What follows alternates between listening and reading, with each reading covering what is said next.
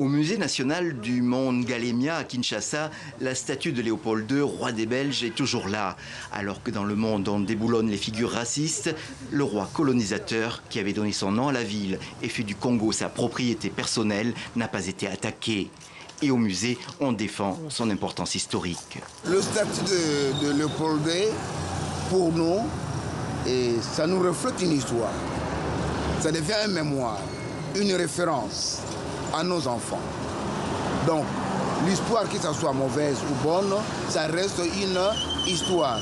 Parce qu'il y a des écoles qui arrivent ici. Nous apprenons à nos enfants l'histoire du Congo. L'histoire précoloniale, coloniale et post-coloniale. La discussion est beaucoup plus passionnée en Belgique même, où mardi dernier, à Anvers, une statue du roi a dû être remisée après avoir été aspergée de peinture rouge. Si les travailleurs congolais n'extrayaient pas assez de caoutchouc, on leur coupait les mains. Il y a sûrement eu des millions de personnes qui sont mortes pour que Léopold fasse de l'argent avec du caoutchouc pour les pneus. Je pense que si on débaptise les rues portant les noms de collaborateurs de nazis, il faut aussi enlever cette statue. Mais un déboulonnage ne suffira pas. Dans un royaume où Léopold II est omniprésent, d'autres attaques de statues ont eu lieu.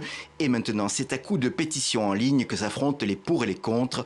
Près de 65 000 personnes ont déjà signé celles concernant les monuments de Bruxelles.